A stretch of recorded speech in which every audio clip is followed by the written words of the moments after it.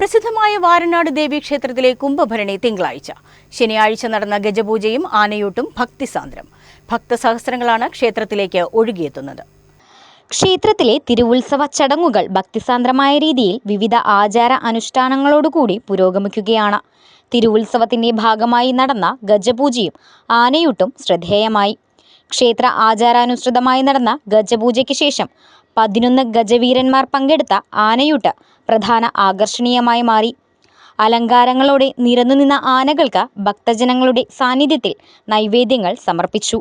നിരവധി ഭക്തർ ആനയൂട്ട് കാണാൻ ക്ഷേത്രത്തിലെത്തി. മേളക്കൊഴുപ്പേകി പെരുവനം കുട്ടന്മാരാരും സംഘവും മേജർ സെറ്റ് പഞ്ചാരിമേളം അവതരിപ്പിച്ചു.